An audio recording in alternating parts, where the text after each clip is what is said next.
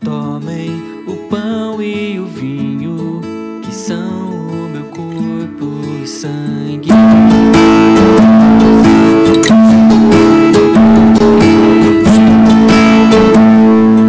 Tomem o pão e o vinho, que são o meu corpo e sangue.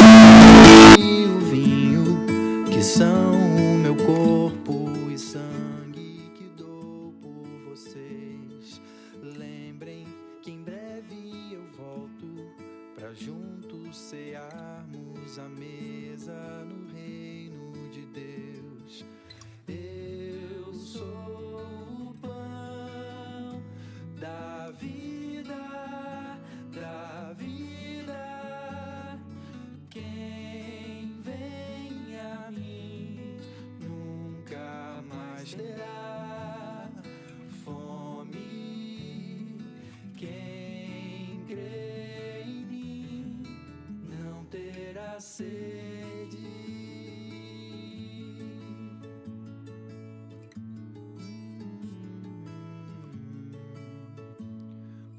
Tomem o pão e o vinho, que são o meu corpo e sangue, que dou por vocês. Lembrem que em breve eu volto, pra juntos cearmos à mesa no reino de Deus. Venham a mim os cansados, os cansados, e eu lhes darei o alívio pra alma, e eu lhes darei o meu descanso.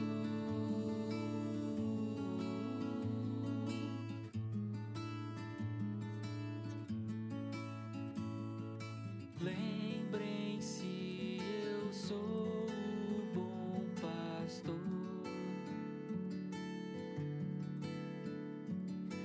Lembrem-se aqueles que o Pai me deu.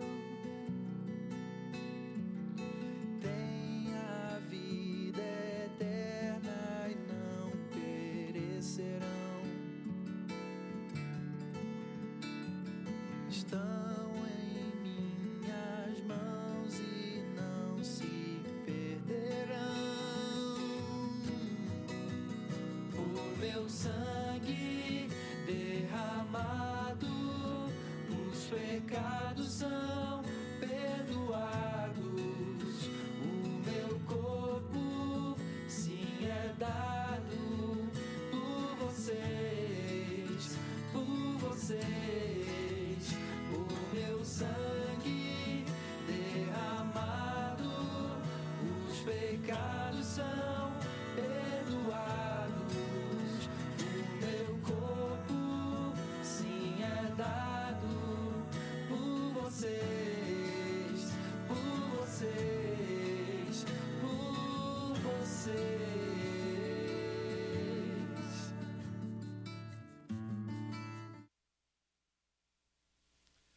Boa noite, irmãos.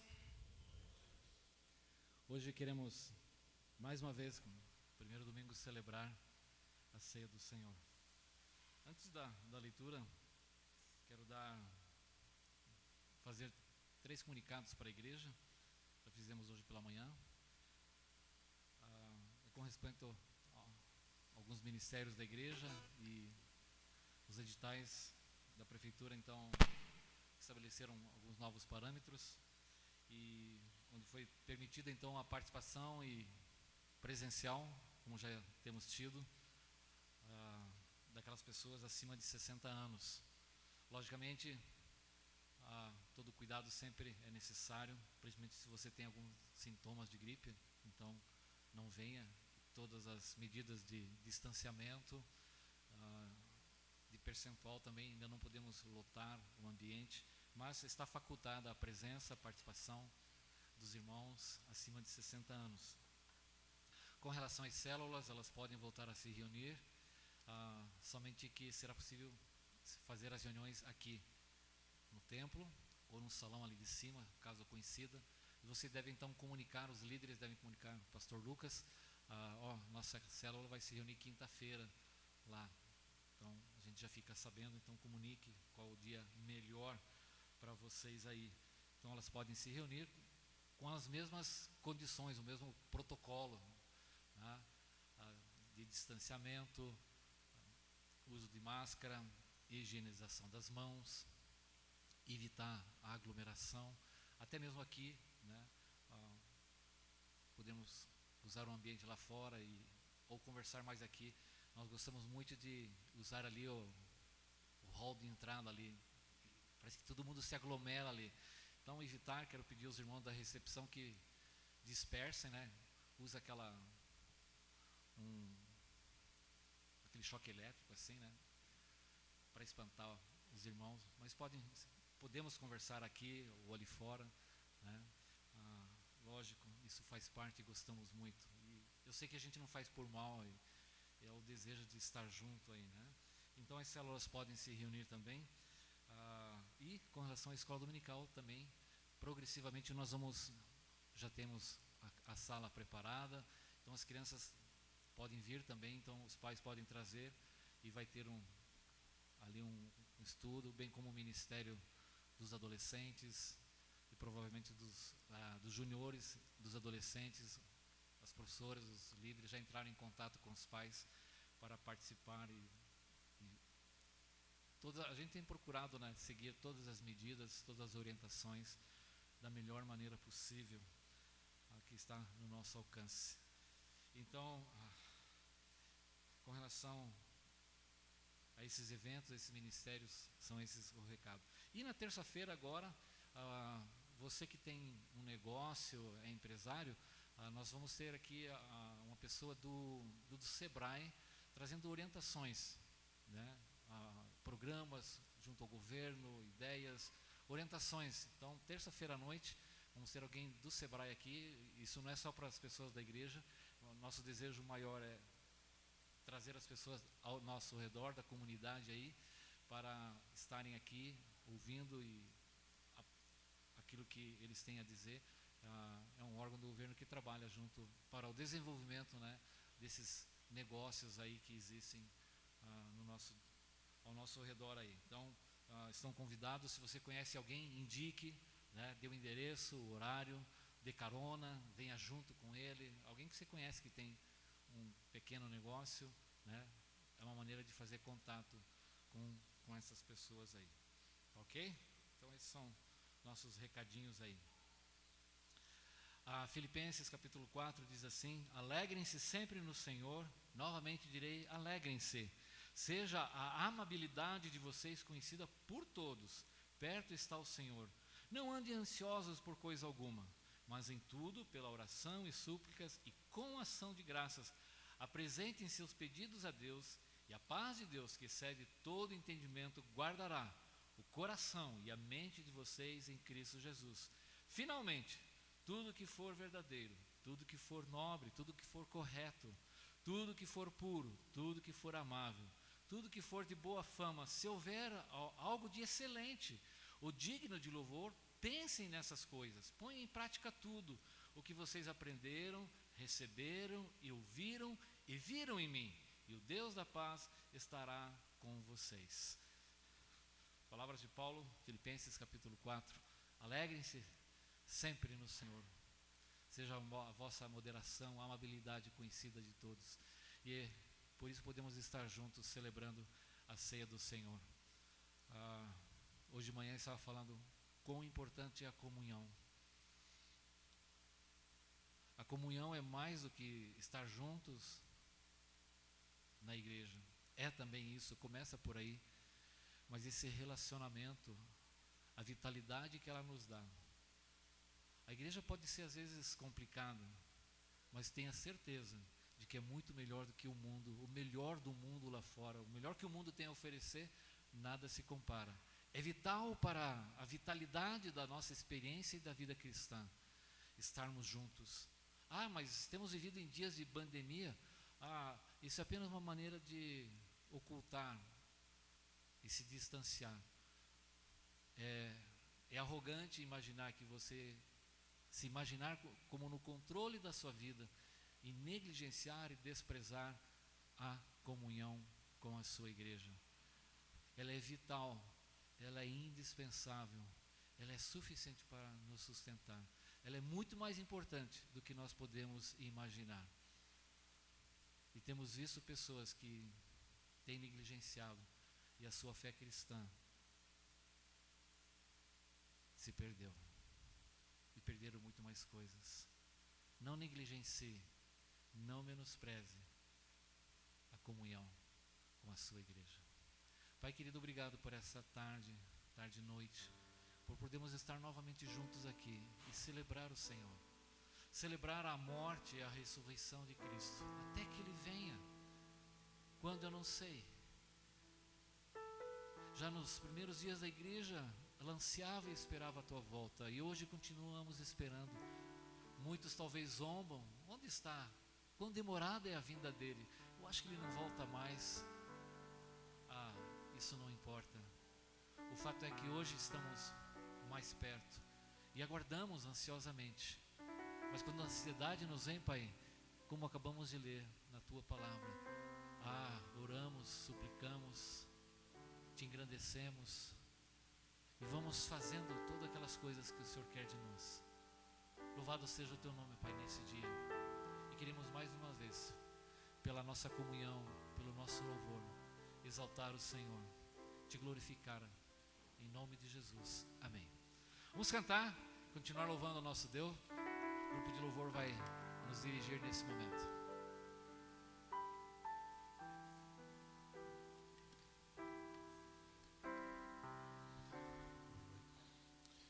Boa noite a todos. Muito bom ver cada um de vocês. Queria convidar vocês a ficarem em pé e a gente poder estar louvando a Deus, né? Louvando ao nosso Deus. E tenho certeza que Ele tem feito maravilhas aí na sua vida. Tenho certeza que Ele tem se manifestado aí, né, durante essa semana na sua vida. A primeira música que a gente vai estar cantando ela fala sobre algo que eu costumo comentar com as pessoas, né? Que eu e você, a nossa tarefa aqui é levar o evangelho àqueles que não conhecem, e, né, de anunciar as boas novas de Cristo. E a questão de transformar o coração da pessoa não é comigo, né? Eu não consigo nem fazer o Joel torcer para o Atlético Paranaense. É algo tão bom, mas ele não quer, né? Você vê, algo tão, aos nossos olhos, simples, né? Eu não consigo transformar, né? Eu não consigo fazer com que ele mude para o meu time. Quem dirá fazer com que uma pessoa mude o seu coração para Deus? E essa é a tarefa dele. É Ele que faz, é o Espírito Santo que trabalha, que age. E a minha tarefa e a sua tarefa é anunciar a obra do Senhor para todos que nos rodeiam, para quem puder ouvir, né? Eu e você temos essa tarefa. E só o poder de Deus pode transformar, né, o teu ser, e assim como Ele mudou o meu ser. Vamos cantar?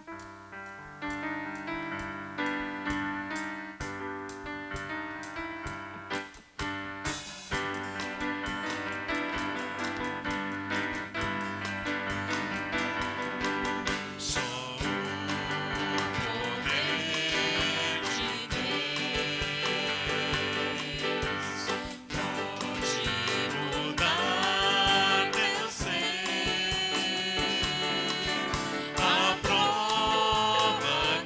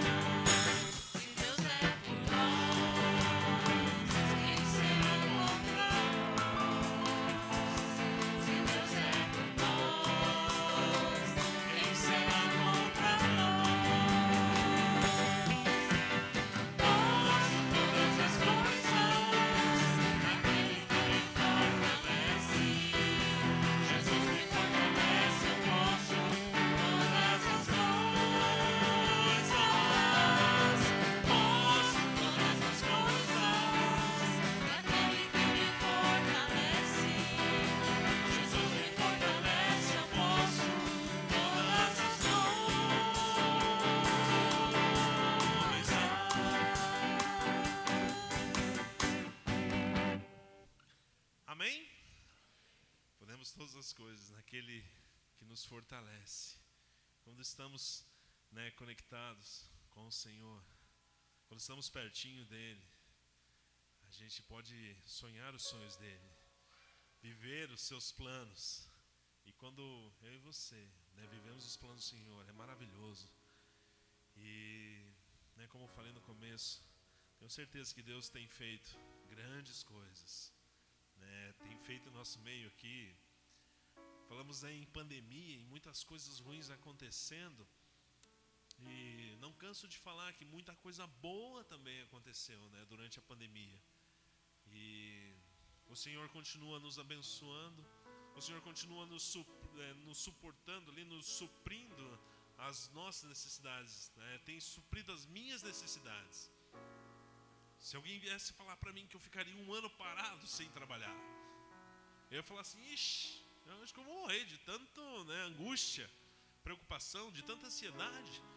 Como, né, foi lido agora aqui, não andeis ansiosos por coisa alguma. Se falassem para mim, né, eu ia falar assim: não, você está louco, né, sem trabalhar, sem renda fixa, não. Mas até aqui o Senhor tem nos ajudado, o Senhor tem feito maravilhas, né, e tem assim, se a gente fosse abrir aqui a falar, né, tem feito maravilhas, dar um filho a um casal, né, nos ajudou, né, numa venda que a gente precisava, ajudou a família da Sandra, né, tem ajudado a família do Tico, a Lidiane, que também são autônomos. Grandes são as coisas que o Senhor tem feito, grandes são as bênçãos que nem conseguimos contar. Tenho certeza que Deus tem dado saúde a cada um de vocês, tem cuidado aí da sua família, tem dado paz, tem dado alegria, tem dado conforto. E as obras do Senhor são grandes. E estamos aqui nessa noite para louvar a Ele e bendizer o nome dEle, fazer o nome dEle conhecido. Queria convidar você a cantar a próxima música. E queria também, né, já dar a oportunidade de você que, né, que veio preparado aí para a sua oferta, aquilo que o Senhor colocou no seu coração, você pode estar ofertando, né? Como falei, tenho certeza que Deus tem estado presente aí no seu lar, tem cuidado de você, tem suprido as suas necessidades. E as ofertas são um retorno, uma maneira de eu e você demonstrarmos a nossa gratidão ao Senhor, nosso respeito à palavra dEle. E a palavra do Senhor diz que Ele ama quem dá com alegria. E quando eu e você retornamos isso, não é simplesmente para manter a nossa igreja aqui, mas sim para fazer o nome do Senhor conhecido aqui no Barreirinha, porque é isso que essa igreja tem feito. Amém?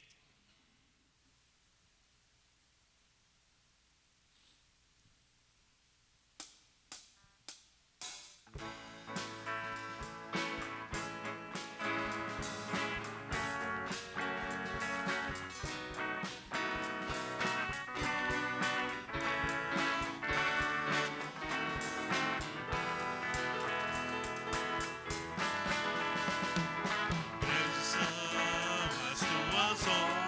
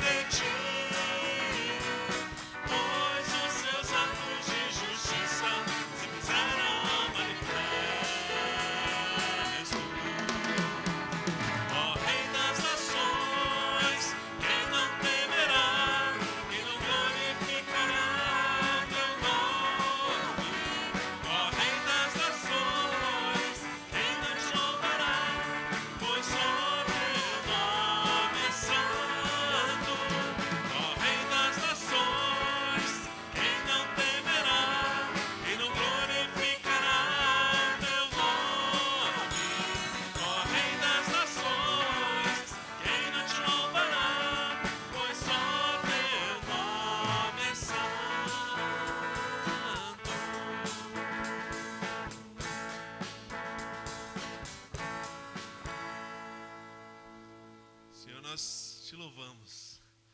Como diz essa música, quem não te louvará, Deus? Quem não se prostrará diante do teu nome?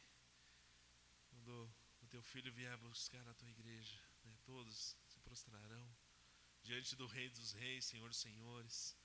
A palavra fala que até a natureza te louva, todos os seres vivos. E louvamos o Senhor, porque o Senhor tem cuidado de nós. E agradecemos, Pai, por essas ofertas. Agradecemos pela vida de cada irmão, Pai, que veio aqui e trouxe. E assim o Senhor colocou no coração deles. E que sirva para a honra e glória do seu nome, Pai, essas ofertas. E que o Senhor continue abençoando e cuidando, Pai, de cada irmão, cada família, Pai, aqui representada, aqui nessa igreja, Pai, que te serve, que te busca. Que o Senhor supra toda e qualquer necessidade que a gente venha estar sentindo. O Senhor já tem cuidado de nós este ano. O Senhor tem, né, nos dado sustento, tem ido até além daquilo que necessitamos.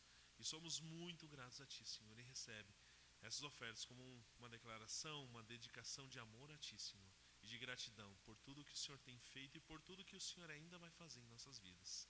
Em nome de Jesus, Pai, que essas ofertas sirvam para a honra e glória do Seu nome. Amém.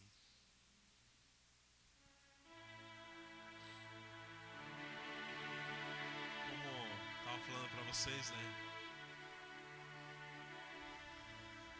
Cantar ao Senhor e anunciar entre as nações, anunciar, né, para as pessoas que nos rodeiam as suas boas novas.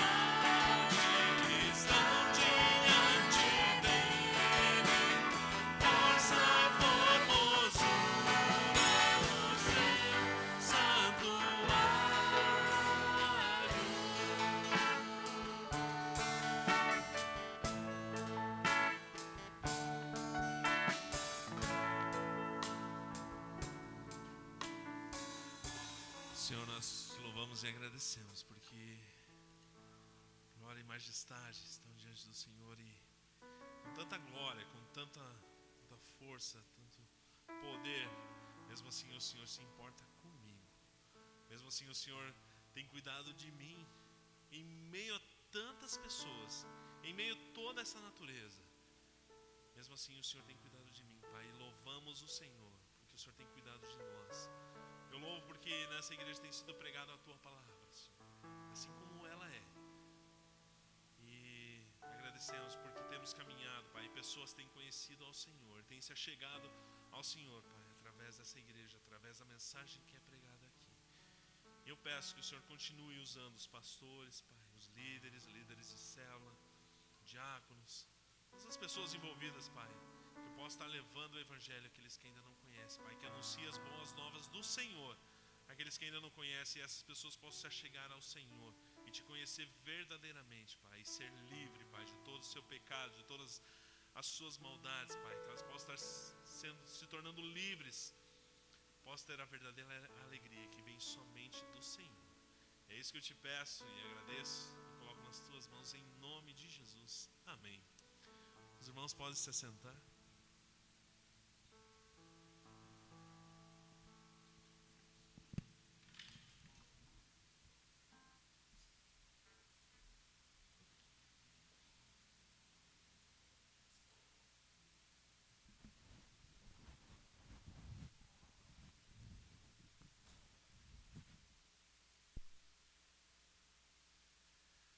Antes de passarmos para a meditação da palavra, o irmão Luiz vai ministrar nossas vidas. Os pais, nós temos uma atividade, então queríamos pedir que os pais levassem seus filhos até a salinha ali de cima, né? Então vai ter um tempo na classinha para vocês. Então as crianças, queríamos pedir aos pais que podem levar os filhos, né, para a sua classe ali.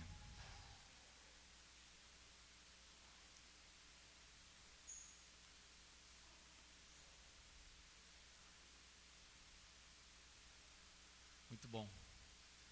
Vamos orar mais uma vez. Alguns irmãos têm algum motivo de oração que gostariam de colocar agora para a igreja, para que estivéssemos orando? Um deles é a cirurgia que a filha da Marta vai passar na terça-feira. Vamos orar por essa cirurgia. Mais algum motivo de oração, gente? Oi?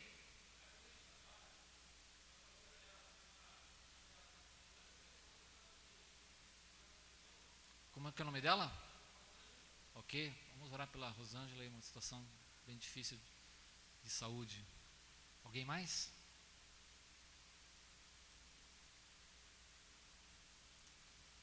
Pai, nesse momento a gente chega à Tua presença para interceder por vidas que estão próximas da gente, pessoas que conhecemos, amamos, e queremos trazer essas necessidades à Tua presença. A vida da Luciele, que vai passar por uma cirurgia, também a filha da Almeri, que também precisa de oração, estão com Covid, a família, e pela Rosângela, essa amiga do Dinho, que o Senhor esteja pondo a sua mão ali. São situações delicadas, que enchem de medo, angústia. Bondoso Deus, que o Senhor ponha a sua mão sobre essas vidas, que de uma maneira especial o Senhor possa tocar no corpo, na vida dessas pessoas, que se a Tua vontade é assim, o Teu nome seja engrandecido nessas vidas.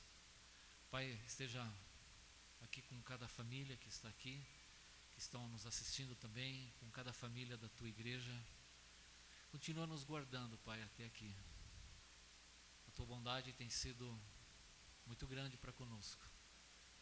Não merecemos isso, mas sabemos que tudo é algo da Tua graça, da Tua grande bondade para conosco. Te louvamos, Senhor, em nome de Jesus. Amém.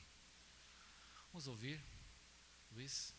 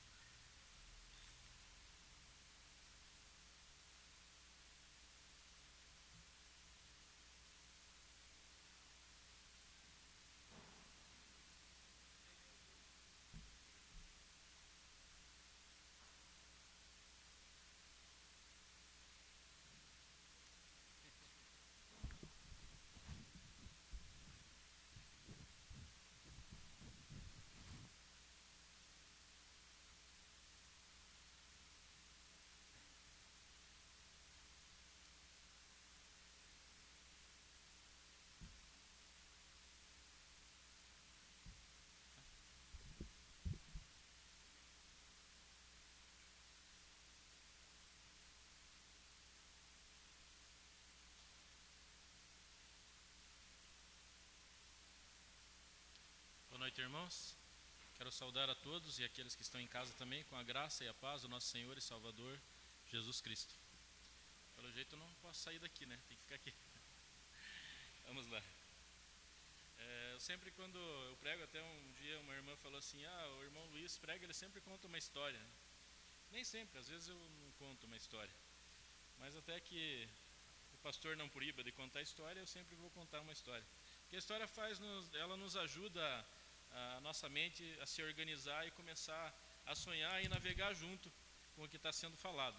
E as ilustrações nos ajudam muito na compreensão do texto e do que está sendo ministrado. Então eu gostaria de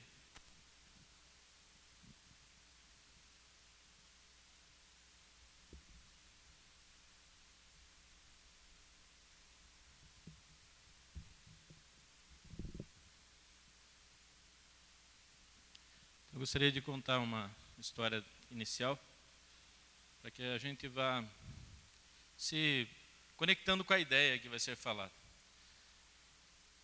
Outro dia, escutando a história de um amigo que tinha recém-casado, tinha passado pela lua de mel e já, quando eles retornaram da lua de mel, eles estavam arrumando a casa, colocando as coisas no lugar, os presentes e tudo mais. E esse amigo levantou cedo, arrumando algumas coisas, achou o liquidificador, novinho, potente. E ele lembrou de quando ele era criança, que ele fazia milkshake. Ele aprendeu a fazer o milkshake com 8 anos de idade. Então ele levantava toda manhã, e aquilo veio à mente dele, a lembrança, que ele levantava toda manhã, colocava lá um copo com um pouquinho mais que acima do meio de leite no copo do liquidificador, pegava uma banana, picava em rodelinhas e colocava uma colher de achocolatado ou de Nesquik, que é aquele de morango. Eu não sei quem lembra disso, não sei até se tem isso ainda hoje. Então ele fazia esse milkshake dele e assistia a TV Colosso. E ele naquele momento lembra disso e pensou: por que não? Eu tenho todos os ingredientes, por que não fazer o milkshake depois de tanto tempo que ele não fazia? E não viu problema e nem dificuldade nenhuma naquilo. E nisso a esposa dele levanta e vem ali na cozinha e ele pergunta para ela: amor, você gosta de milkshake? E ela falou assim: nossa, eu amo milkshake. Então hoje você vai poder saborear o melhor milkshake que você já tomou até hoje. Eu vou fazer um para nós. E aí, como ele tinha a receita, o que ele fez? Eu só preciso dobrar a receita para fazer para 2. Então foi lá, colocou o leite, pegou 2 bananas, picou em rodelinhas, pegou o achocolatado, pôs uma colher, pôs a segunda colher, tudo certo, ligou na tomada, pôs a tampa e, como ele gostava com bastante espuma, ele já batia aquilo no máximo e quando terminava de bater, ele já girava no copo, colocava no copo para ficar aquela espuma em cima. Tudo certo. Mas quando ele aperta aquele botão do máximo, no momento que ele aperta, ele descobriu que ele tinha cometido um grande erro. E não tinha mais como voltar atrás, porque já tinha apertado o botão. Ele enxergou, pelo copo ser transparente, a colher estava lá dentro. E aquele copo do liquidificador explodiu e esparramou aquilo pela cozinha toda. Aí tinha rodelinha de banana grudada na geladeira, no fogão, na parede, na frente da pia. E foi uma catástrofe. Mas por que eu estou falando isso para vocês? Porque às vezes, para nós que estamos acostumados a fazer alguma coisa, desempenhar uma atividade, aquilo vai se tornando muito comum e muito fácil. E aí é onde mora o perigo, onde nós cometemos um erro. Porque a gente vai entrando naquela rotina e às vezes nós não prestamos atenção em coisas pequenas, como esquecer uma colher lá dentro do copo do liquidificador. E Jesus usava dessas coisas também para trabalhar na vida dos discípulos dele. Ele escolheu 12 homens comuns, que não tinham nada de extraordinário, de diferente das pessoas que ali viviam. Ele escolheu os homens ali em torno do mar da Galileia, na Galileia, pessoas comuns. E cada um veio com o que conhecia, com as suas dúvidas, com os seus problemas, com os seus costumes, com o seu jeitão. E vieram fazer parte daquele grupo que Jesus estava montando para aquele projeto que ele tinha. E para alguns deles ele falou assim, que eram pescadores: eu farei de vocês pescadores de homens. E aí a gente começa a olhar a vida desses homens, desses 12. Né? Nós vemos ali, eu listei aqui os nomes deles, e às vezes acaba causando confusão, porque a gente lê, numa hora é um nome, depois é outro, porque alguns tinham 2 nomes. E também é interessante porque tinham 2 Simãos, tinham 2 Tiagos e 2 Judas. Então, por isso que às vezes chamava pelo outro nome. Mas então, os discípulos de Jesus eram Simão Pedro e André, que eram irmãos, que eram pescadores. Tiago e João, filhos de Zebedeu, pescadores. Mateus, também chamado de Levi, era cobrador de impostos. Era uma espécie de servidor público da época. Aí vem os outros discípulos. Felipe, que não é divulgada a profissão do Felipe. Bartolomeu, também chamado Natanael, só diz que ele era de Caná, na Galileia, uma cidade um pouquinho mais longe do mar da Galileia. As outras cidades eram bem em torno, mas não diz a profissão dele. Tiago, filho de Alfeu, também não foi divulgada a profissão. Simão Cananeu, o Zelote. O Zelote era uma facção judaica nacionalista que lutava contra o governo romano. Aí vem Tadeu, que também era chamado Judas, profissão não divulgada. Judas Iscariotes, também profissão não divulgada, mas se tornou o tesoureiro do grupo. E também nós sabemos que o texto diz que ele roubava da bolsa, então tinha um ladrão na equipe. E Tomé, que também não foi divulgado qual a profissão dele. Então, na equipe que Jesus montou, para muitas pessoas, né, que trabalham aí no mundo corporativo, em treinamentos e tal, eles falam sim que tinha tudo para dar errado, que ninguém em sã consciência contrataria aqueles homens. Mas o que esse pessoal esquece, eles olham para a equipe, mas eles esquecem de olhar o mais importante: quem chefiava a equipe, quem estava disposto a treinar esses homens e fazer com que pescadores de peixe se tornassem pescadores de homens. O segredo estava em quem ia treinar. Então nós temos aí um servidor público, 4 pescadores, um que roubava o dinheiro do grupo, um que fazia parte do partido radical judeu da época e 5 sem profissão. Baseado no que os textos bíblicos nos mostram.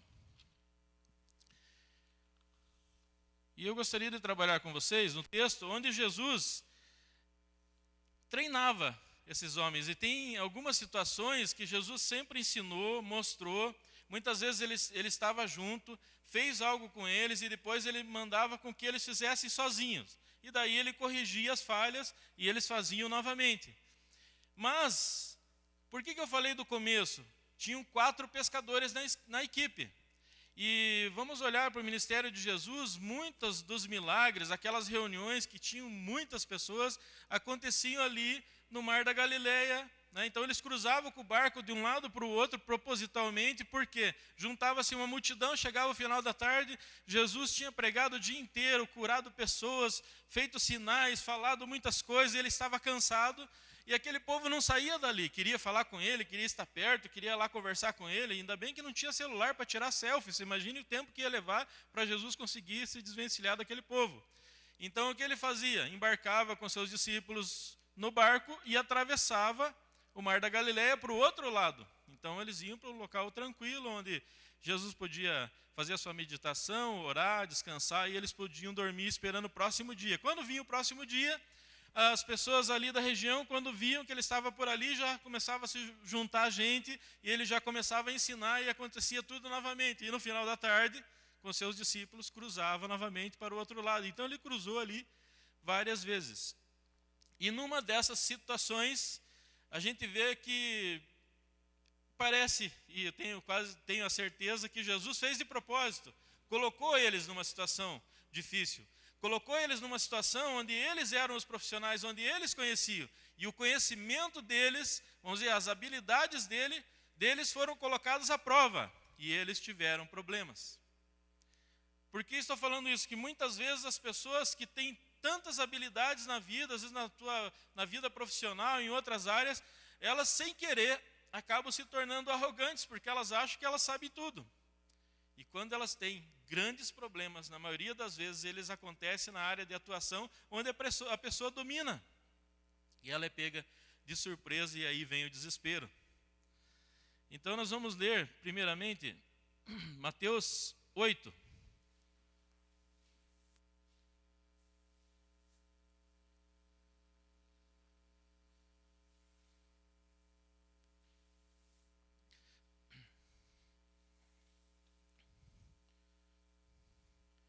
Mateus 8, versos 23 e 24. Eu coloquei como tema, testando a fé em tempos difíceis.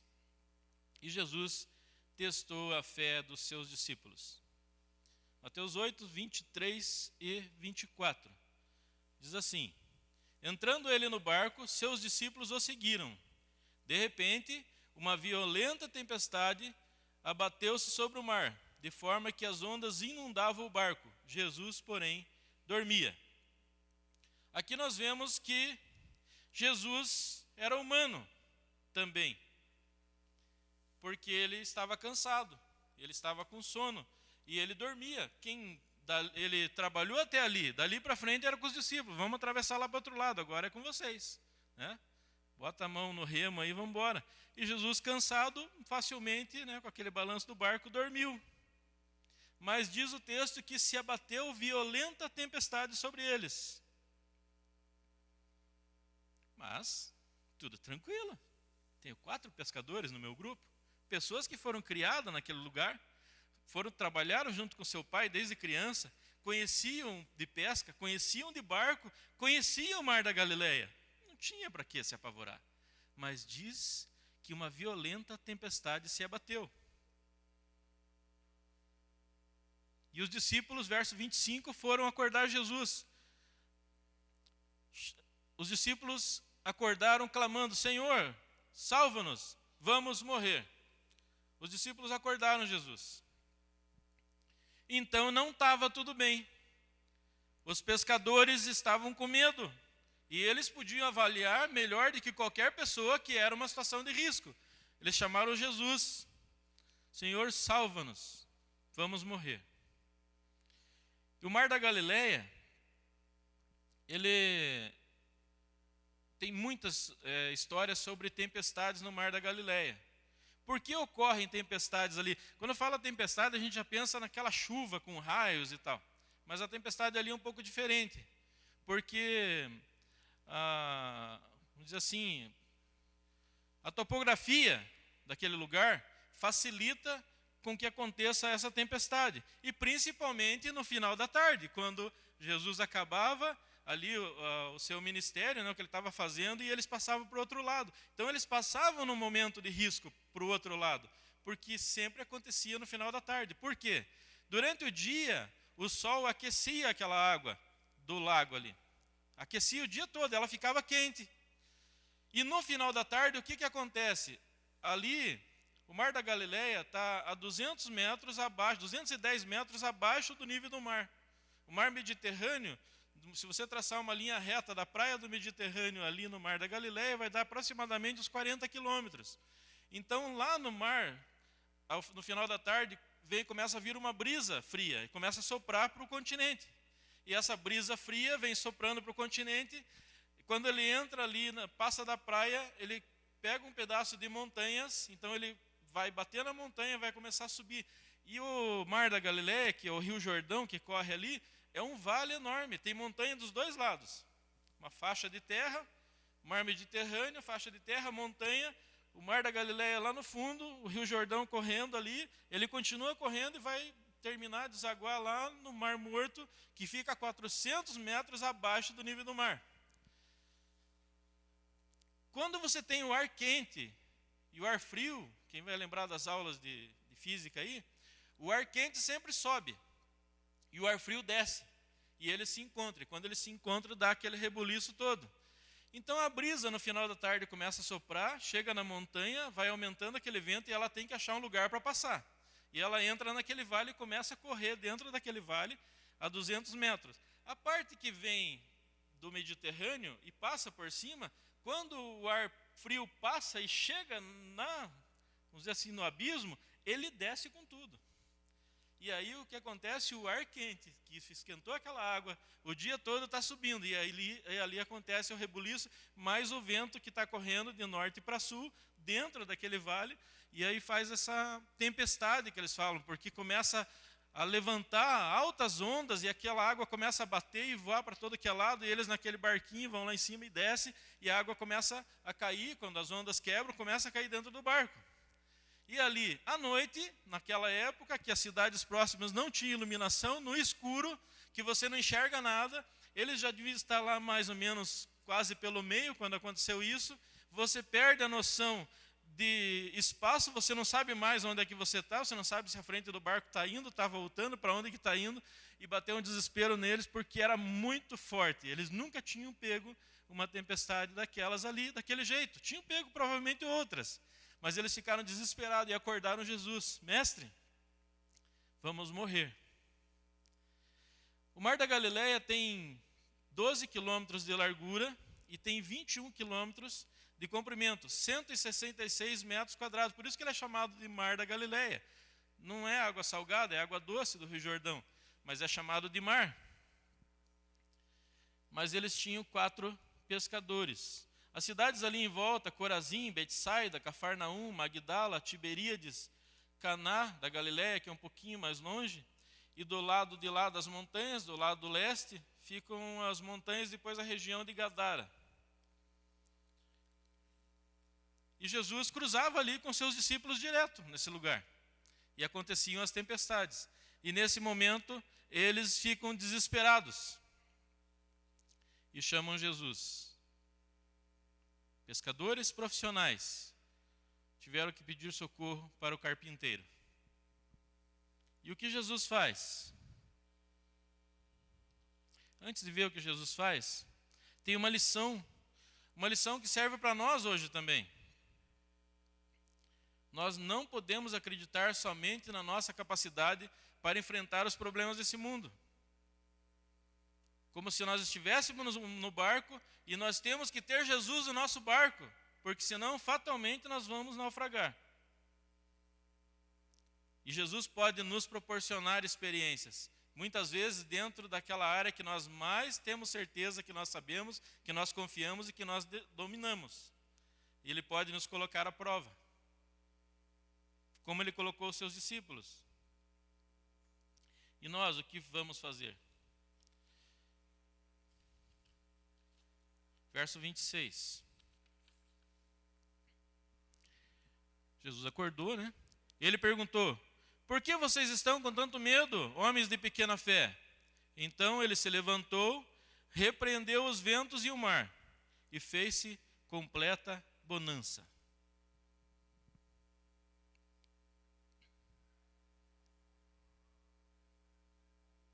Ele repreendeu os ventos e o mar, e eles se aquietaram. Era uma tempestade terrível, os discípulos chegaram à conclusão que iam morrer, chamaram Jesus, e Jesus mandou o vento e o mar se aquietar. E eles ficaram admirados com aquilo. Nós aprendemos que nós também, como os discípulos, nós não podemos confiar muito naquilo que nós somos, no que nós sabemos, e acabar sendo negligente com as coisas do Senhor. Negligente com o estudo da palavra, negligente com a comunhão, negligente com a oração, negligente com o socorro daqueles que fazem parte da nossa comunhão. Nós não podemos ser crentes negligentes, porque Jesus vai nos colocar à prova também. Jesus falou para os discípulos sobre as guerras. Depois disso daqui, né, nós conhecemos a história já. Eles foram aqui, eles estavam descobrindo ainda tudo aquilo. Mas Jesus, em um certo momento, os discípulos perguntaram para ele: Senhor, fala-nos das coisas que acontecerão no fim do mundo. E ele fala das guerras, rumores de guerras, que reinos se levantarão contra reino, nações contra nações. Já ouviu alguma vez isso acontecer? Ele fala também sobre fomes e pestes, doenças incuráveis. Você já viu alguma vez isso acontecer? Ele fala que vai ter terremotos em vários lugares. Alguma vez aconteceu isso?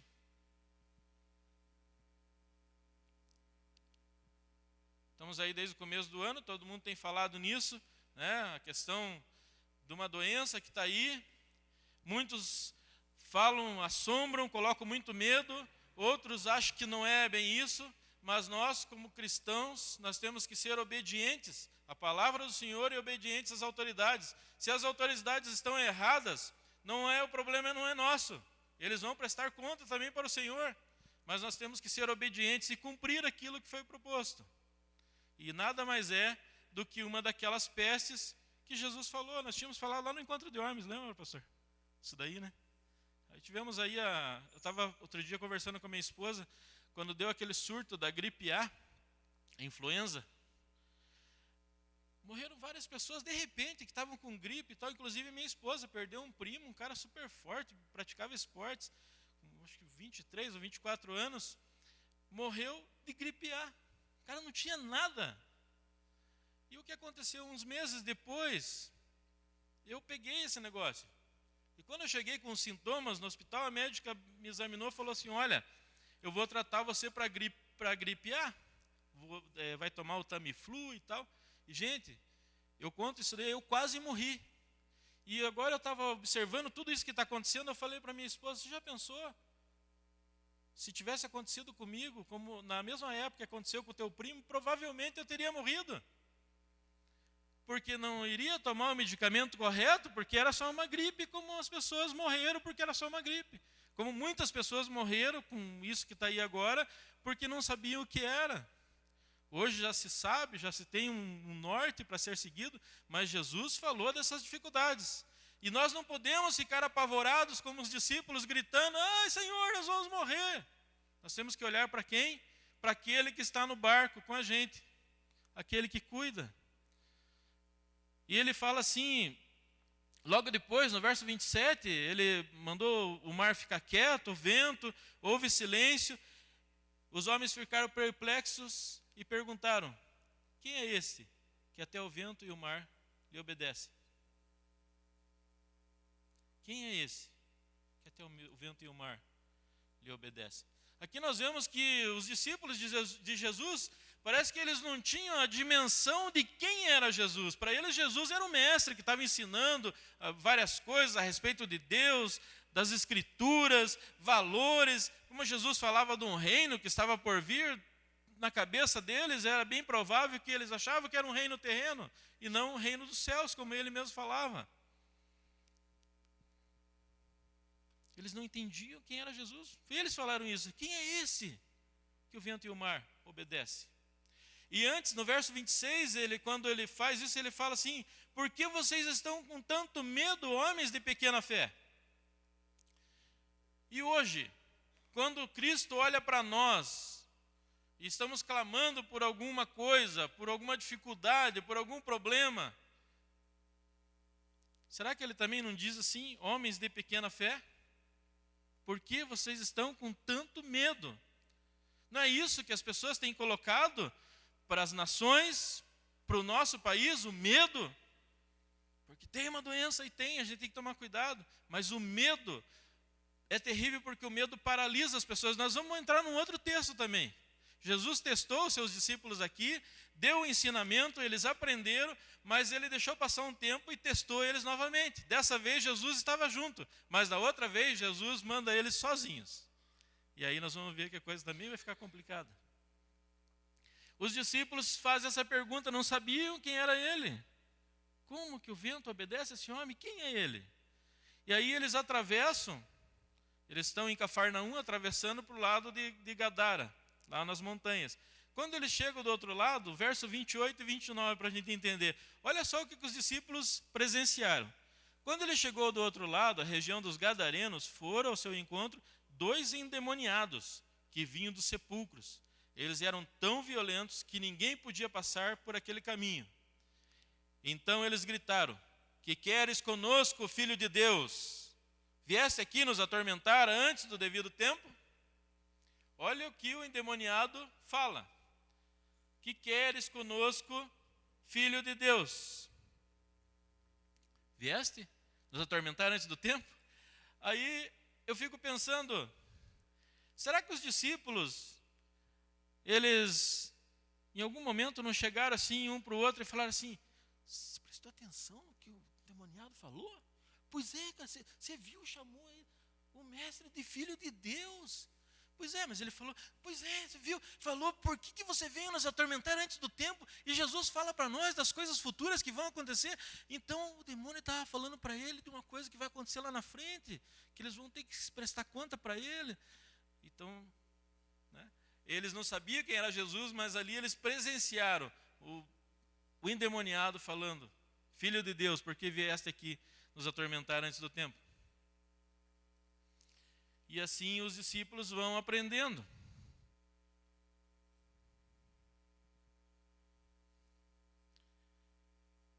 E nós, nesse mundo, também aprendemos, e as pessoas que olham para o cristão também aprendem, por causa da fé, por causa do testemunho. Às vezes você pode ver um homem que está prestes a morrer, se despedindo da família, pedindo perdão pelas coisas erradas que fez, porque não tem mais jeito, morrendo, e parece que a pessoa vai dormir, vai descansar, e fica aquele silêncio, a pessoa já não dorme mais, sempre reclamando de dor, e de repente aquele silêncio, a pessoa pensa assim: puxa, será que morreu? E quando vai ver no outro dia cedo, a pessoa está bem, e quer comer, e quer sair da cama, e a pessoa fica curada. Mas por quê? Porque aquele que acalma o vento e a tempestade veio em socorro a essa pessoa. Eu ouvi uma senhora que estava no hospital, internada, e no outro dia de manhã ela ia fazer uma cirurgia para tirar um globo ocular, porque tinha um tumor maligno no olho, e ela estava muito triste, chorando, e uma irmã também foi internada lá, fez um exame do coração, e o médico falou: tem que internar você imediatamente, porque a tua situação é grave, e ela estava se sentindo bem. Falou: mas eu não sinto nada, não, mas a senhora está mal, o exame aqui, internou a irmã. E a irmã chegou lá, começou a conversar com essa senhora, ela sofrendo, chorando, desanimada da vida, e ela falou para essa senhora de Jesus, que Jesus curava, e fez uma oração por ela. Aí quando de manhã essa senhora acordou, estava saindo muito líquido, escorrendo do olho dela. Aí aquela equipe que vem ali, antes de ir para a cirurgia, examinar e tal, o médico achou estranho. Falou: senhora pôs algum medicamento no olho? Não pôs nada. Não, antes de operar a senhora, vamos fazer o exame de novo. Fizeram o exame, a mulher não tinha mais o tumor no olho. Aquele que acalma o vento e a tempestade estava envolvido nisso. Uma criança que nasce prematura, pequena, que o médico fala assim: olha, não vou te dar esperança, porque ela é muito fraquinha. Se ela tivesse talvez mais uns dias, ela sobreviveria. Não vou dar esperança. A esperança é mínima. E as pessoas entram em oração, clamam ao Senhor, e passa-se os dias e aquela criança vai reagindo, passa-se os meses e aquela criança vai para casa e cresce, porque aquele que acalma o vento e a tempestade estava no negócio, estava respondendo ao clamor. Às vezes nós também podemos ser chamados de homens de pequena fé. Nós podemos ter medo, mas nós podemos fazer uma coisa que os discípulos fizeram. Eles chamaram quem? Quem podia resolver o problema.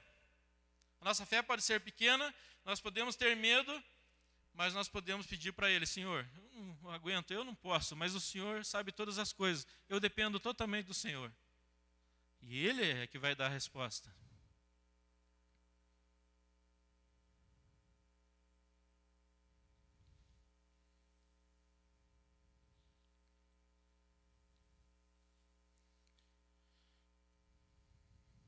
Vamos para o outro texto? O outro texto está no Evangelho de Mateus também, capítulo 14.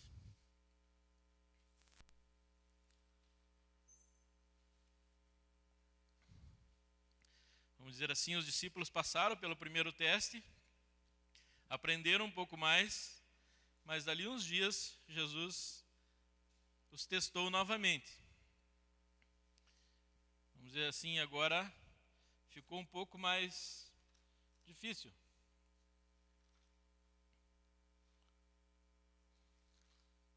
Só um pouquinho. Eu pulei umas coisas aqui, agora pulei demais, não sei nem onde eu estou mais.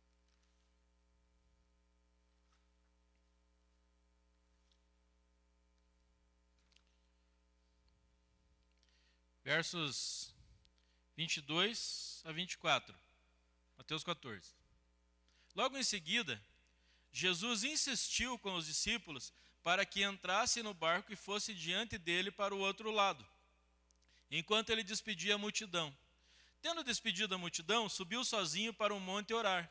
Ao anoitecer, ele estava ali sozinho, mas o barco já estava a considerável distância da terra, fustigado pelas ondas, porque o vento soprava contra ele. Lá estavam novamente os discípulos, quase lá pelo meio do mar da Galileia, naquela travessia. Agora eles estavam atravessando do sentido de Gadara para Cafarnaum, e Jesus subiu no monte para orar. Era o final da tarde, 6 horas da tarde, mais ou menos. Estava escurecendo e Jesus insistiu, eles não queriam, né? Eu acredito que pelo que já tinha acontecido antes. Mas Jesus insistiu, não, vão lá para o outro lado que eu vou despedir a multidão e depois eu vou. Provavelmente tinha um outro barco ali que Jesus ia sozinho. Mas ele subiu no monte para orar. Aí se você olhar os textos paralelos ali em Marcos 6 e João 6, ele dá mais algumas informações a respeito. E Jesus subiu para orar e no momento ele olhou e viu que eles estavam lá. As ondas batendo, né, como aquele liquidificador com a colher dentro. Os discípulos lá, ele viu eles e já era noite. E aí nós vamos ver que Jesus resolve ir até eles. E quando ele vai, o texto diz aqui, nós vamos ler que é alta madrugada. O que é alta madrugada? O período entre 3 e 6 horas da manhã. Então os coitados estavam aproximadamente 9 horas remando, o barco girando, a água caindo dentro, talvez eles jogando água para fora, desesperado, né, um gritando com o outro, gritando por Jesus de lá, mas Jesus não ouvia. 9 horas. A prova foi muito pior do que a outra, porque na outra Jesus estava junto, né? E às vezes a gente fala assim, ufa, passou o problema. Se prepara, porque pode vir outro. Pode vir outro. Né? Verso 25. E aí vem a parte interessante. Jesus vamos dizer, põe um pouco mais de dificuldade na coisa. Alta madrugada, Jesus dirigiu-se a eles, andando sobre o mar. Olha só. Quando o viram andando sobre o mar, ficaram aterrorizados e disseram, é um fantasma, e gritaram de medo. Toda vez que eu leio isso aqui, eu dou risada. Porque eu fico imaginando a cena. Você imagina um bando de homens dentro de um barco, gritando de medo, desesperado. Né? E provavelmente todos eles estavam gritando, não eram só. Inclusive, os profissionais, os 4 pescadores. Né? Porque às vezes você fala assim, né? Tem um irmão ali que é motorista, eu vi ele aqui. Aí você fala assim, o irmão é motorista, estou tranquilo. Já pensou o irmão que é o motorista gritando, você vai gritar muito mais, né? Então é misericórdia, né? Então é por isso, você imagina, inclusive os profissionais estavam gritando de medo, é um fantasma. E aqui nós vemos o quê? Que os discípulos tinham coisas que eles acreditavam que não dava certo com o evangelho. Existiam costumes que eles tinham, manias, né? E isso precisava ser retirado. E Jesus, sabiamente, trabalha isso. Eles começaram a gritar desesperado porque eram fantasmas. Eles tinham medo de fantasmas. E aí o que acontece logo em seguida? Jesus disse. Jesus também conhecia os seus discípulos. E ele fala isso porque ele os conhecia. Mas Jesus imediatamente lhes disse, né, antes que eles morressem do coração de gritar, ou pulassem na água, coragem, sou eu, não tenho medo. Então eu fico imaginando os caras gritando, eu não me aguento, sempre dou risada. Né? Não sei se eu ia dar risada lá, né? Eu ia gritar provavelmente junto com os caras. Né? Mas a gente dá risada, imaginando a cena. Né? Aí Pedro é o Pedro, né? Eu admiro o Pedro pela coragem de Pedro, porque ele fala coisas que a maioria Não tem coragem de falar. Aí Pedro disse: Senhor, se és tu, manda-me ir ao teu encontro sobre as águas. Jesus diz: venha, respondeu ele. Então Pedro saiu do barco e andou sobre a água e foi na direção de Jesus. Pedro pede um sinal para Jesus. Se é você mesmo, manda eu ir aí. Né? Tipo assim, talvez ele queria falar: aqui é fantasma, você vai querer me enganar? Vou ver se ele é fantasma mesmo, se é Jesus. E aí Jesus fala: então venha. E o texto diz que Pedro andou sobre as águas. E eu creio nisso. Às vezes, como foi falado de manhã, a gente fica, não é admirado, mas sei lá, assustado talvez, quando nós vemos certos líderes falando certas coisas a respeito da Bíblia. Eu creio na Bíblia. Eu creio que Pedro, se o texto diz que ele andou, é porque ele andou. E tem gente que fica tentando achar lorota. Não, porque tinha alguma coisa. Se andou, andou. Pode ser que ele não tenha andado muito, mas eu acredito que pelo menos uns 2 passos ele deve ter dado. Para você falar que uma pessoa andou, você tem que ter visto ela. Né? Não é dar o primeiro passo e cair, né? O cara não andou. Mas ele deu pelo menos uns 3 passos, eu creio que ele deve ter dado. Pedro andou sobre as águas. Mas aí o que aconteceu com Pedro? Mas, verso 30. Mas quando reparou o vento, ele ficou com medo e começou a afundar. E gritou: Senhor, salva-me! Verso 31. Imediatamente Jesus estendeu a mão e o segurou. Não foi nem Pedro que segurou Jesus, ele ia afundar mesmo. Jesus segurou Pedro e disse: homem de pequena fé, por que você duvidou? É interessante que diz que 3 coisas aconteceram. Ele olhou o vento, reparou o vento, ficou com medo e começou a afundar. O medo, esse é o problema. Nós começamos a olhar em volta, a dar ouvido para as pessoas, né? Em vez de ficar firme na palavra, nós começamos: mas fulano está falando, deixa ele falar. Começamos a dar ouvido, aí isso entra no nosso coração, nós ficamos com medo, e o medo paralisa a nossa fé. E aí Pedro começou a afundar. Talvez ele falou: mas como que eu estou andando sobre as águas? Começou a afundar. E interessante que quando Jesus vem para ele, Jesus podia dar uma bronca nele falando assim: você ficou olhando o vento, você ficou com medo, por isso que você afundou. Não, olha o que Jesus fala: homem de pequena fé, por que você duvidou? E o problema do ser humano, do cristão, é isso, é quando ele duvida das coisas do Senhor. Ele duvida do poder do Senhor. Ele duvida do socorro do Senhor. Ele duvida da provisão do Senhor. Ele começa a olhar o vento, a ouvir coisas e fica com medo. E aí ele afunda. Jesus disse: por que você duvidou?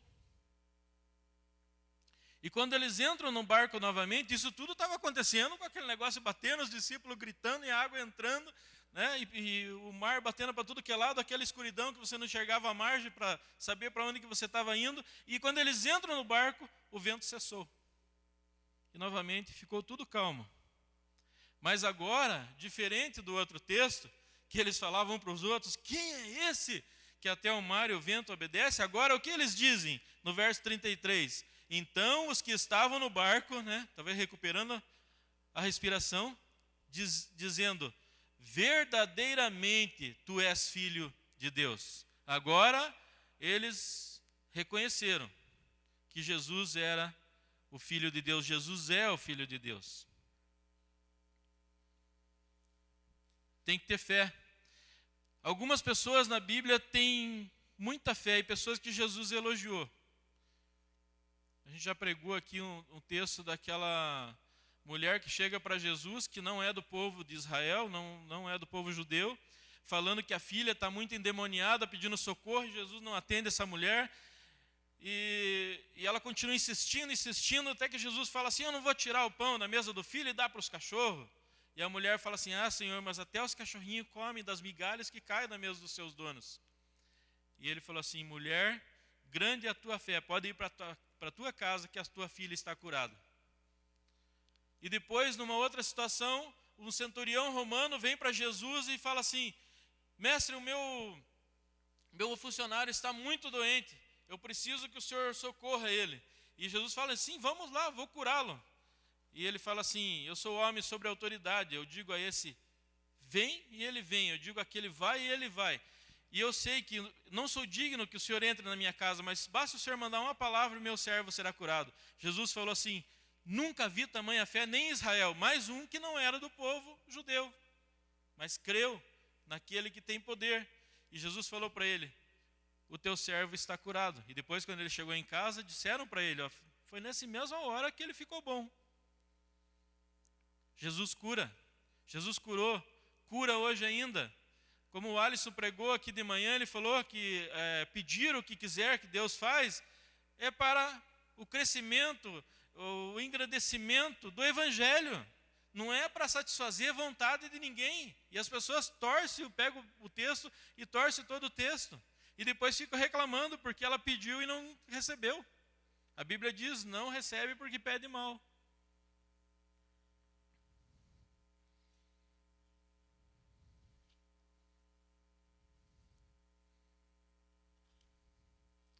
Eu anotei algumas coisas aqui para eu não esquecer desse texto. Esse texto tem muito ensinamento para nós. Mas como eu falei para você, talvez você ache que a tua fé está pequena. Talvez você está desesperado por uma situação que está acontecendo, ou com você, ou com alguém da sua família. E se a tua fé é pequena, se você talvez seja um homem ou uma mulher de pequena fé, você tem que saber uma coisa, que Pedro e os discípulos, Jesus disse que eles eram homens de pequena fé. Mas quando eles clamaram para Jesus, Jesus veio e trouxe socorro para eles. E quando nós estamos desesperados, que a nossa fé é pequena, nós temos que continuar crendo naquele que morreu por nós, naquele que faz o vento e o mar se aquietar. Peça socorro àquele que pode trazer resposta para a tua petição. E algumas coisas que eu anotei que eu vou ler para vocês, as lições que nós podemos tirar dessas duas passagens. Se acreditarmos que estamos seguros pelas nossas condições e habilidades, podemos ser testados dentro do campo que mais conhecemos e descobriremos que tudo o que sabemos e dominamos será pouco para sobressair a uma situação em que não teremos a mínima possibilidade de controle e dependeremos dele somente. Se pensarmos que somos fortes, descobriremos que temos medo e temos uma fé pequena. Mas mesmo que a nossa fé seja pequena, estejamos aterrorizados de medo, existe um a quem nós podemos pedir socorro, que nos atende, nos dá a mão e mandará as tempestades se acalmarem.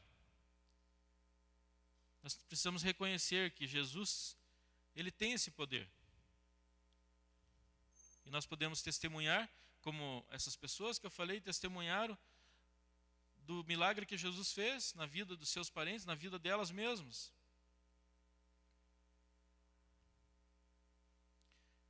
E uma coisa que nós temos que aprender com o texto, que em algum momento a nossa vida cristã, a nossa fé, também será colocada à prova. E como nós vamos reagir? Precisamos tirar de nós crenças que não são bíblicas. Tipo eles lá que tinham medo de fantasmas. Que não passam de mentiras, que só atrapalham o entendimento da palavra de Deus. As coisas atrapalham o entendimento da palavra de Deus. Muitas pessoas, como o Alisson pregou de manhã, dizem que muitos caminhos levam a Deus. Não levam, o único caminho que leva a Deus é Jesus. Ele falou que Ele é o caminho e não há outro. Na vida cristã, existirão momentos em que seremos colocados diante de coisas que nós não entenderemos. Vamos ter que aceitar e crer no Senhor somente. O medo nos paralisa.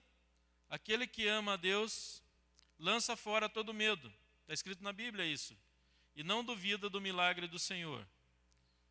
As tempestades no mar da vida virão, mas sempre temos que convidar Jesus para estar no nosso barco, que vai ser bem mais fácil. Enquanto olharmos para os problemas, estaremos em apuros, mas quando clamarmos a Jesus, Ele nos ajudará. É o que deu para a gente trabalhar hoje, mas é o que fica nesse texto, que Jesus, como ele testou a fé dos discípulos, ele também testa a nossa fé. Tem gente que, às vezes a gente vê assim, tudo vai bem, vai bem, vai bem, vai bem, começa a ir mal, o que a pessoa faz? Ela abandona a comunhão, abandona os irmãos e acha que vai ser mais fácil sozinho. Já pensou? Os discípulos, na situação que eles estavam, abandonar Jesus? Então, tem que estar na comunhão, tem que estar dentro do que a palavra diz, tem que estar buscando na palavra e crer que Jesus é suficiente para nos tirar dos perigos e dos problemas. Nós temos que crer nele e parar de dar ouvidos ao que o mundo fala aí fora.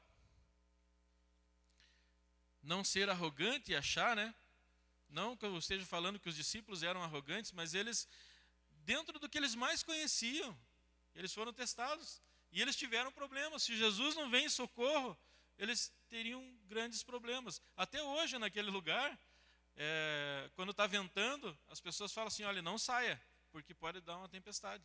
E ela vem repentinamente, e como ela vem, ela também vai embora. E nós vemos aí a questão de Pedro. Se é o Senhor mesmo, manda que eu vá andando até aí. E as pessoas também confundem isso, acham que a pessoa tem fé para andar sobre as águas. Você vai andar sobre as águas se Jesus mandar, tenha certeza disso que vai, mas não porque você quer. E Pedro andou, e nós vemos ali que Jesus não chamou a atenção de Pedro porque ele ficou olhando o vento ou porque ele teve medo. Ele chamou a atenção dele porque ele duvidou. Então, nunca duvide do milagre de Deus. Nunca duvide do socorro de Jesus. Ele não abandona ninguém, porque quando ele fez todas as coisas, ele deixou a última mensagem para os seus discípulos, ele falou assim, eu estarei convosco todos os dias, até a consumação dos séculos. Os séculos vão passar, e Jesus vai estar cuidando de nós, até dos nossos ossos, ou da poeira que sobrar da gente, ele vai estar cuidando, até que venha aquele dia. Estarei com vocês todos os dias. Senhor, socorre-me. Ele vai estender a mão e vai nos segurar. Tenha fé, creia em Jesus, que Ele é o socorro presente na hora da angústia. Deus abençoe a todos vocês.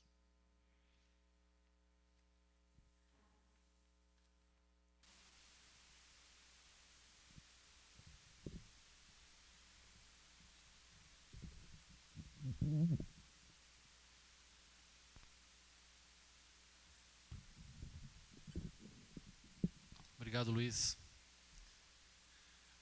Lendo dois textos ali, o que me chamou a atenção é que na primeira vez eles perguntaram no final, quem é esse? Mas na segunda vez eles falaram, verdadeiramente, este era o Filho de Deus. Eles cresceram naquela prova. Erraram, duvidaram, se aterrorizaram, ficaram perplexos, mas no final diz, verdadeiramente, esse era o Filho de Deus. E é esse Jesus que eles estavam conhecendo, que naquela última Páscoa os reuniu e disse assim, enquanto comiam, Jesus tomou o pão, deu graças, partiu e deu aos seus discípulos dizendo, tomem e comam, isso é o meu corpo. Em seguida tomou o cálice, deu graças e ofereceu aos discípulos dizendo, bebam dele todos vocês, isso é o meu sangue da aliança que é derramado em favor de muitos, para perdão dos pecados. E eu lhes digo que, de agora em diante, não beberei deste fruto da videira, até aquele dia em que beberei o vinho novo com vocês no reino de meu Pai. Depois de terem cantado um hino, saíram para o Monte das Oliveiras. Jesus nos deixou essa ordenança. O pão, o cálice, para a gente se lembrar, são símbolos apenas, mas para nos lembrar o Filho de Deus fez uma aliança, e uma aliança de sangue, quando morreu ali na cruz por causa dos nossos pecados. E cremos e confiamos no seu perdão e na sua salvação.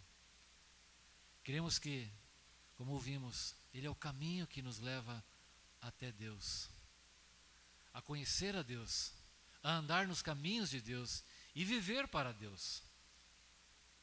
É uma aliança. E Ele nos deu a sua vida no lugar da nossa vida, por causa dos nossos pecados. E hoje estamos aqui para lembrar que o seu corpo foi transpassado ali na cruz do Calvário, que o seu sangue foi derramado, sangue que nos purifica os pecados. A vida do justo por aqueles que somos injustos, para nos levar a Deus. E esse sacrifício nos trouxe a paz, nos trouxe o perdão, nos traz a vida eterna. Vamos tomar desses elementos. Vou convidar o grupo de louvor.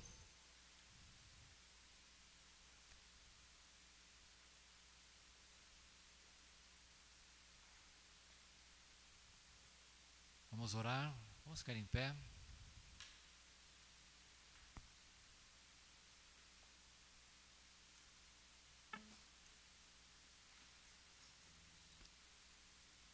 Nós te louvamos, Senhor, por esse dia.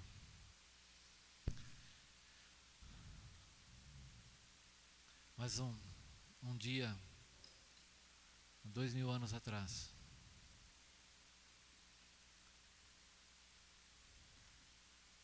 Teu corpo foi pregado numa cruz,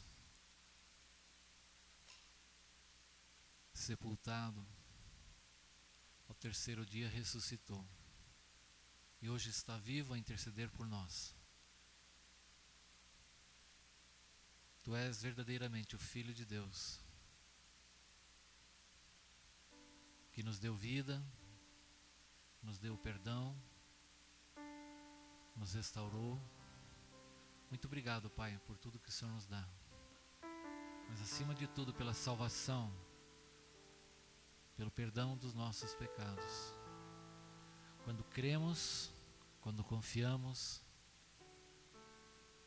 e nos comprometemos contigo, por essa nova vida que temos em Cristo Jesus. Muito obrigado, Pai. Obrigado por poder relembrar, através do pão e do cálice,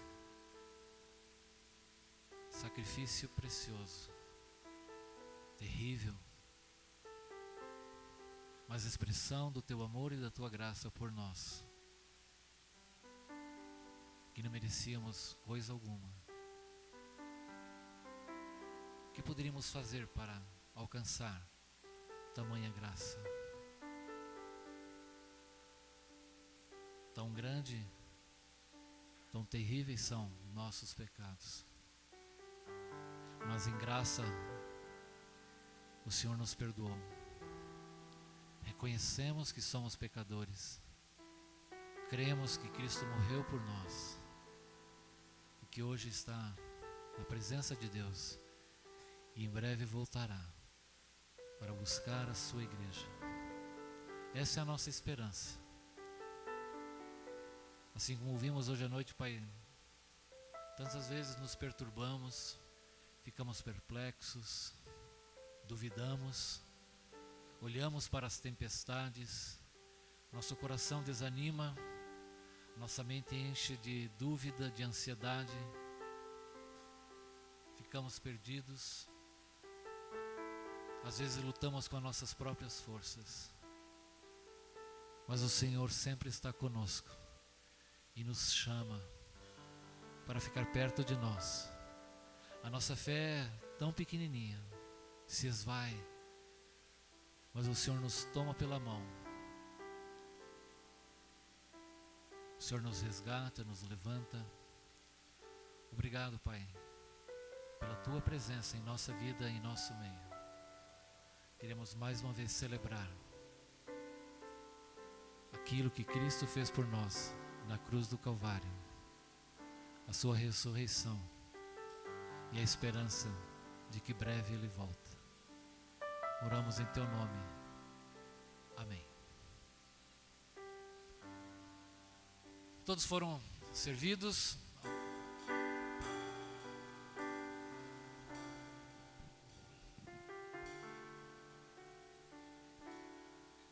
Todos foram servidos? Aqui em cima? Então, vamos comer e tomar do cálice, louvando ao nosso Deus, nesses símbolos daquilo que Cristo fez por nós.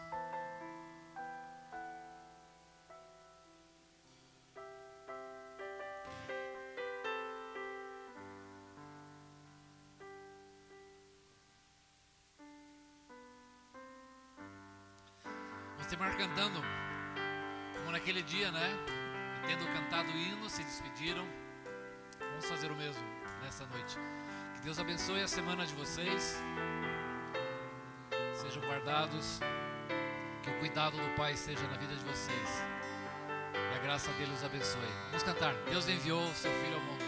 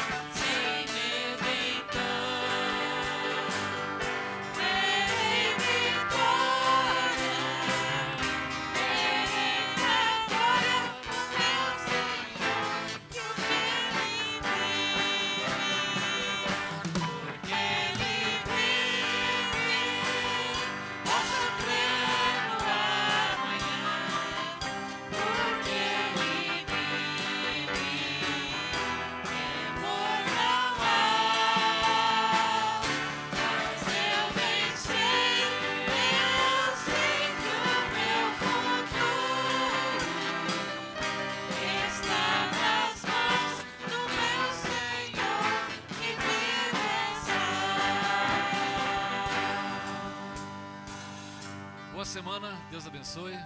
Apenas evite de aglomerar ali na saída. Pode ficar conversando aqui ou lá fora. Vamos tomar esse cuidado aí, tá bom? Deus abençoe. Foi bom, muito bom estarmos juntos.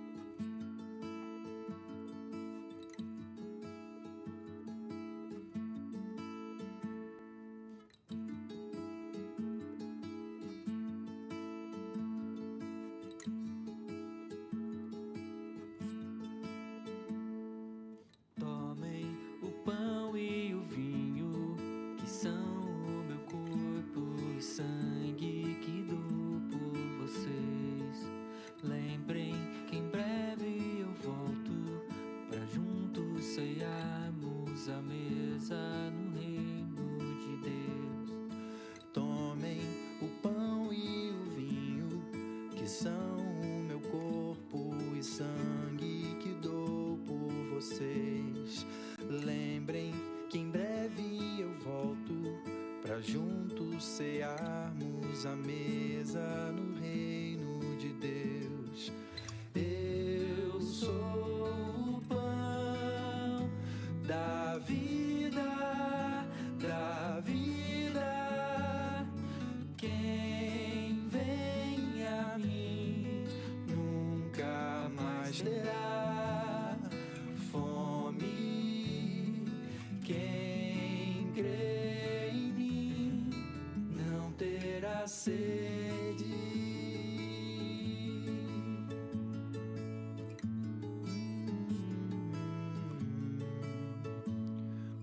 Tomem o pão e o vinho, que são o meu corpo e sangue que dou por vocês. Lembrem que em breve eu volto pra juntos cearmos à mesa no reino de Deus. Venham a mim os cansados, os cansados, e eu lhes darei o alívio pra alma, e eu lhes darei o meu descanso.